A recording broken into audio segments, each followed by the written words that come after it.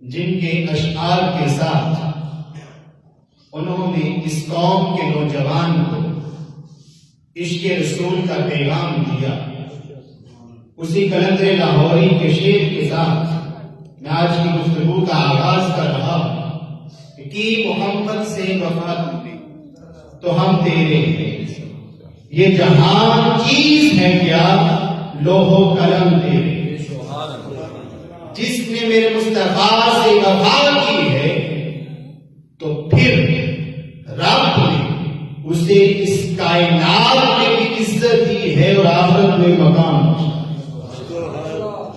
اقبال نے کہا کہ لوح و قلم تیرے، لوح و قلم ہوتے کیسے؟ حضرت سفینہ سے پوچھیں کہ انہوں نے میرے آقا کے ساتھ وفا کی تو پھر اس وفا کا صلہ کیسے ملا؟ یہ غزوہ سے واپسی کی اوپر حضرت سفینہ اپنے لشکر سے، مجاہدین سے، صحابہ کرام سے، قافلے سے پچھڑ گئے، راستہ تلاش کرتے کرتے ایک جنگل میں پہنچے تو سامنے سے خونخوار شیر جو بھوکا تھا وہ حملہ کرنے کے لیے اس نے دیکھا، سامنے سے نوجوان، رخساروں سے خون ٹپک رہا ہے، نور چمک رہا ہے، اس نے سوچا ہوگا کہ آج اپنی بھوک مٹاتا۔ جب حملہ کرنے کے لیے حضرت سفینہ کے قریب پہنچا تو حضرت سفینہ نے اسے جواب دیا کہ شیر مجھ پہ حملہ کرنے والے سن لے میں کون ہوں، انا مولا رسول اللہ صلی اللہ علیہ وسلم، میں رسول اکرم کا غلام ہوں۔ وہ بھی شیر جو پہلے حملہ آور ہوا تھا اس نے حضرت سفینہ کے قدموں کو چاٹنا شروع کر دیا، قدموں کو چومنا شروع کر دیا، اور اس نے زبان حال میں کہا ہوگا سفینہ جس کا تو عاشق ہے میں بھی اسی کا عاشق ہوں، جس کا تو کلمہ پڑھتا ہے میں بھی اسی کا خادم ہوں، تو نے اس سے وفا کی ہے میں تیرا وفادار ہوں۔ حضرت سفینہ کھڑے تھے تو دم ہلا کر ایسے سامنے چلنے لگا آگے راستہ بتانے کے لیے جیسے خادم مہار پکڑ کے اونٹنی کو چلاتا ہے۔ پتا چلا کہ جو میرے مصطفیٰ سے وفا کرتا ہے انسان کو انسان، جانور بھی اس کا بن جاتا ہے۔ کہ محمد سے وفا تو نے تو ہم تیرے ہیں، یہ جہاں چیز ہے کیا لوح و قلم تیرے ہیں۔ یہ جانور کی مثال تھی، انسان کی بات الگ ہے۔ اب دیکھیں کہ ملائکہ بھی اس کے ہوتے ہیں، میرے مصطفیٰ بھی اس کے ہوتے ہیں، اور پھر اس کو مقام کیسے ملتا ہے۔ ایک واقعہ کہ میرے مصطفیٰ کے غلام حضرت جلیبی بڑے مشہور صحابی، غریب تھے، ظاہری طور پر اتنا خوش صورت بھی نہیں تھے۔ آپ کی شادی کی تاریخ طے ہوئی، مختصر واقعہ، آپ اپنی شادی کے لیے بازار میں خرید و فروخت کر رہے تھے، اتنے میں اچانک حملہ ہوا۔ میرے مصطفیٰ نے کہا کہ میرے صحابہ نکلو، اب ذرا چشم تصور میں اپنے ذہنوں میں وہ سین لائیں کہ جس کی شادی ہو رہی ہو، آج رات کے وقت نکاح ہو، رات کے وقت نکاح ہو، اور اس کو پیغام ملے کہ جہاد کے لیے نکلنا ہے تو اس وقت اس کا عالم کیا ہوگا۔ بازار کے اندر سنا کہ میرے مصطفیٰ نے جہاد کا اعلان کیا ہے، وہیں پر خرید و فروخت کو ترک کر دیا، وہیں سے تلوار خریدی، اور دل کے اندر سوچا کہ جلیبی یہ کیسے ہو سکتا ہے کہ تیرا محبوب میدان کارزار کے اندر ہو اور تو اپنی شادی کے بستر پہ لیٹا ہو۔ وہیں سے نکلے، مسجد نبوی میں پہنچے، قافلہ نکل چکا تھا، پھر بھی یہ خیال نہیں کیا کہ میں رک جاتا ہوں، مصطفیٰ کے پیچھے نکلے۔ اب ہوا کیا کہ میدان کی ایک سائڈ پہ مسلمانوں کے مورچے تھے، میدان کی دوسری سائڈ پہ کفار کے مورچے تھے۔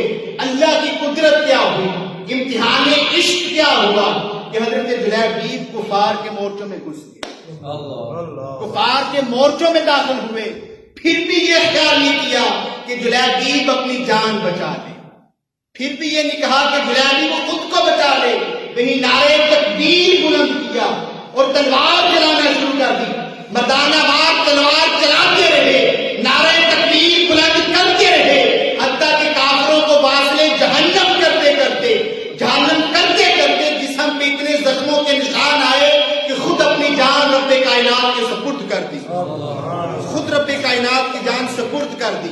اب دیکھنا ہے صلہ ملنے لگا ہے. پہلے خود کو پیش کیا ہے، اب صلہ ملنے لگا ہے.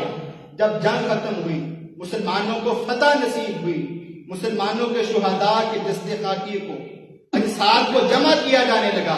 صحابہ اکرام اجساد کو جمع کر کے میرے مصطفیٰ تشریف فرما ہے، کھڑے ہو گئے. میرے مصطفیٰ نے کہا جاتے کیوں نہیں، جاؤ اوروں کو بھی لے کر آؤ. کہا آقا ہم نے گنتی کی ہے، جو شہید ہوئے ہیں آپ کے سامنے لیٹے ہوئے، آپ کے سامنے آرام فرما ہے، باقی ہم کھڑے ہیں. میرے آقا نے کہا جاؤ جلیبیب کو بھی لے کے آؤ. کہا آقا وہ شادی کی تیاری کر رہا ہے، مدینے میں خرید و فروخت کر رہا ہے. میرے مصطفیٰ نے کہا کہ جلیبیب خرید و فروخت نہیں کر رہا، بلکہ میں نے اپنے کانوں سے جلیبیب کے نعروں کی آواز سنی، اپنے کانوں سے سنا ہے کہ جب لو لگتی ہے تو میرے مصطفیٰ سنتے ہیں. میرے مصطفیٰ کو خبر ہوتی ہے کہ میرا امتی کس حال کے اندر ہے. آپ امتی جو کرے حال زار میں ممکن نہیں کہ خیر البشر کو خبر نہ ہو. وہ کہ ایک ڈھیر لگا ہوا تھا لاشوں کا، اوپر سے 7 لاشیں کفار کے سائڈ پہ کیے، نیچے اللہ کے رسول کا شیر لیٹا ہوا تھا، اللہ کے رسول کا عاشق لیٹا ہوا تھا. حضرت جلیبیب کو نکالا. اب دیکھیں انعام ملنے لگا ہے. میرے مصطفیٰ نوازتے کیسے ہیں. ادھر سے جلیبیب کے لاشیں کو اٹھا کے لا رہے تھے، ادھر جس کے استقبال کے لیے کائنات کھڑی ہو جاتی ہے، جس کے استقبال کے لیے رب کائنات نے جبریل امین کو بھیجا تھا، وہ وجہ کائنات میرے مصطفیٰ اٹھ کے کھڑے ہو گئے، اپنے عبداللہ والے ہاتھوں کو پھیلا دیا اور کہا کہ جلیبیب کے لاشے کو میرے ہاتھوں کے اوپر رکھو. میرے مصطفیٰ نے ایسے ہاتھوں پر اٹھا کر چشمان مقدس سے آنسو برس رہے تھے. کہا فدا کابی و امی یا جلیبیب، فدا کابی و امی یا جلیبیب، فدا کابی و امی یا جلیبیب. وہ مقام جو حسن و حسین کو دیتے تھے، وہ مقام جو سیدہ کائنات کو دیتے تھے. کہا کہ جلیبیب تو نے مجھ پہ قربان ہو کر یہ سب لوگوں کو بتا دیا ہے کہ عاشق ایسے ہوتے ہیں. اب میں نواز کے بتا رہا ہوں کہ معشوق بھی ایسے ہوتے ہیں، محبوب بھی ایسے ہوتے ہیں. جب ادا کرتے ہیں تو ایسے ادا کرتے ہیں کہ جلیبیب میرے ماں باپ تجھ پہ قربان ہو جائیں. میرے مصطفیٰ کی آنکھوں سے آنسو جاری. پھر جلیبیب کو زمین پہ لٹایا گیا، چہرے سے پردہ ہٹا کر میرے مصطفیٰ تک رہے ہیں، آنکھوں سے آنسو جاری ہیں. پھر دو کام ہوئے. جب جنازہ پڑھایا جانے لگا اس وقت میرے مصطفیٰ اپنے پنجوں کے بل چل رہے تھے. صحابہ کرام نے دیکھا کہ رش بھی نہیں ہے، میرے مصطفیٰ چل کیوں رہے ہیں. پہلے یار کو دیکھ کر، عاشق کو دیکھ کر، پہلے محافظ ناموس رسالت کو دیکھ کر آنکھوں سے آنسو برس رہے تھے. اب جلیبیب کی لحد کے کنارے پہ میرے مصطفیٰ بیٹھے ہیں. اب آنسو نہیں ہے، اب لبوں پہ مسکراہٹ ہے. اب لبوں کے اوپر مسکراہٹ ہے. اب دیکھیں کہ پہلے یار سامنے تھا، پہلے عاشق سامنے تھا، اس وقت چشمان سے آنسو بہ رہے تھے. اب عاشق منو مٹی کے نیچے جا رہا ہے. عجیب معاملہ ہوا کہ اب لبوں پہ مسکراہٹ ہے، چہرے پہ تبسم ہے. صحابہ کرام بڑے حیران ہوئے، یہ معاملہ کیا ہے. جب سارا کام ہو گیا مدینہ طیبہ میں پہنچے. اب انعام کیا دیا تھا میرے مصطفیٰ نے، اور رب کائنات نے مقام کیا بخشا تھا جو میرے مصطفیٰ پہ جان فدا کی. ایک صحابی نے کہا حضور ایک بات پوچھنا چاہتا ہوں. میدان کارزار کے اندر جب شہداء کو تدفین کی جا رہی تھی، جب جنازے پڑھے جا رہے تھے، اس وقت میں نے 2 منظر دیکھے، دونوں کے بارے میں پوچھنا چاہتا ہوں. حضور بتائیں رش بھی نہیں تھا مگر آپ چل ایسے رہے تھے جیسے کہ بہت بڑے اہتمام کے اندر آپ چل رہے ہوں. اس وقت میرے مصطفیٰ نے کہا کہ میرے غلام سن لے.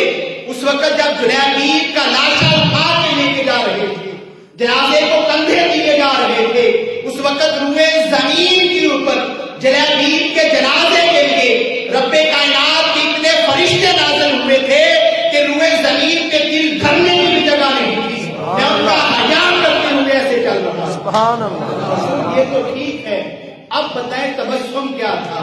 کہا کہ میرا جلیبیب نکاح کو چھوڑ کے گیا تھا، دنیا کی عورت کو چھوڑ کے گیا تھا. جب میں نہر کے کنارے بیٹھا تھا میں نے نگاہ اٹھا کر دیکھی، میری چشمان نے جنت کا نظارہ کیا، میں نے اپنی نگاہوں سے جنت کا نظارہ کیا. تو جنت کی حوریں جلیبیب کی زوجیت کے لیے جھگڑ رہی تھی. ہر حور کی یہ آرزو تھی کہ جلیبیب کو میرے نکاح کے اندر دے دیا جائے. کہ محمد سے وفا تو نے تو ہم تیرے ہیں، یہ جہاں چیز ہے کیا لوہ قلم تیرے. سبحان اللہ.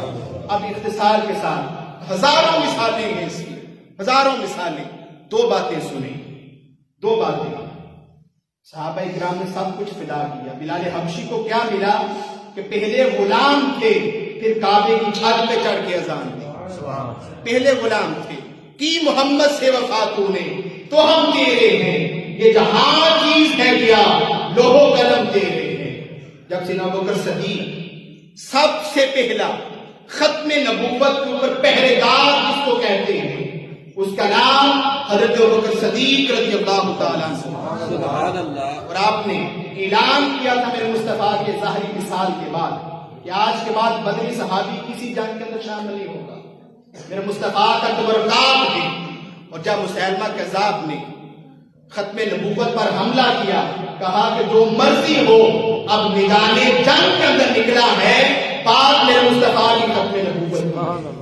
اب دو مثالیں آخری بات اپنے استاذ کے ساتھ جوڑتے ہوئے.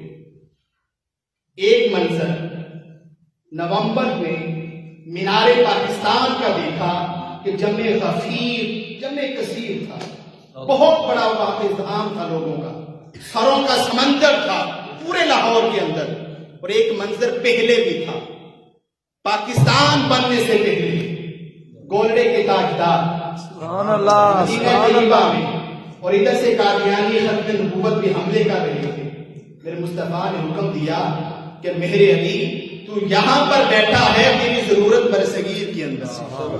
اب وہاں سے نکلے، وہاں سے نکلے، بادشاہی مسجد کے سامنے سٹیج لگا، مباہلے کا چیلنج ہوا. بات کیا ہونی تھی؟ پیر میروی شاہ صاحب نے کہا اب فیصلہ کیا ہوگا؟ ہم دونوں کاغذ اور قلم رکھیں گے، کاغذ اور قلم رکھیں گے، اور جس کی قلم اٹھ کر تحریر لکھے گی، جس کی قلم اٹھ کر تحریر لکھے گی وہ سچا ہوگا. عام تحریر نہیں لکھنی تھی، عام تحریر نہیں لکھنی تھی، لکھنی بھی قرآن کی تفسیر، قرآن کی تفسیر لکھنی تھی. جب پیر میروی شاہ صاحب پہنچے لیکن آگے سے وہ مرزا نہ آیا، رب کائنات نے فتح عطا فرمائی. اس کے بعد ایک مرید نے پوچھا کہ حضور اتنا بڑا چیلنج، اتنا بڑا دعویٰ کہ اٹھ کر قلم تحریر لکھے گی، قلم اٹھ کر تحریر لکھے گی، اور وہ بھی قرآن کی تفسیر، اگر مرزا آ جاتا تو کیا بنتا؟ انہوں نے کہا پنجابی کی مثال تھی، ان کے کٹی قلعے کے زور کے تنگڑ دی. سبحان اللہ. قلعہ مضبوط ہوگا تو جانور پھر ہی اچھلے گا. کہا حضور اس کا کیا مطلب؟ کہا میرے آقا نے کہا تھا کہ مہر علی تو اعلان کر دے، میں نے اعلان کر دیا تھا، اب جس کی ناموس کا مسئلہ تھا وہ جانے تحریر جانے. سبحان اللہ. زندہ آباد، تاجدار ختم نبوت زندہ آباد، زندہ آباد، تاجدار ختم نبوت زندہ آباد، زندہ آباد. لبیک لبیک یا رسول اللہ، لبیک لبیک یا رسول اللہ، لبیک لبیک یا رسول اللہ، لبیک لبیک یا رسول اللہ. آخری بات پھر مقام کیا ملا؟ ادھر سے پیر میروی شاہ صاحب کی اثر کی سنتیں قضا ہوئی، ادھر سے سنتوں والا کی محمد سے وفا تو نے تو ہم تیرے ہیں، یہ جہاں چیز ہے کیا لوہ قلم تیرے ہیں. وہ عظیم سپور جسے لوگ خادم حسین رضوی کے نام سے جانتے ہیں، جس نے ساری زندگی ختم نبوت پہ پہرا دینے میں گزاری تھی، ساری زندگی لوگوں کو عشق محبت کا پیغام دینے میں گزاری تھی. پھر لوگوں نے دیکھا جب اس کا قافلہ نکلا، جب لوگوں نے دیکھا اس کا جنازہ اٹھا، تو پھر لاہور کی سرزمین میں چشمان فلک نے دیکھا کہ ہزاروں لاکھوں سروں کا سمندر اس کو استقبال کرنے اور الوداع کرنے کے لیے نکلا تھا کہ آج یہ عاشق جس معشوق کے لیے، جس محبوب کے لیے اس ساری کائنات کے اندر صدائیں لگاتا تھا، آج اسے ملاقات کے لیے جا رہا ہے، آج اسے ملنے کے لیے جا رہا ہے۔ اور عاشق کو پھر عاشق ایسے الوداع کرتے ہیں، عاشق کو عاشق ایسے الوداع کرتے ہیں۔ آج وقت ہے کہ محمد سے وفا ہوئے تو ہم تیرے ہیں، یہ جہاں چیز ہے کیا لوح و قلم تیرے۔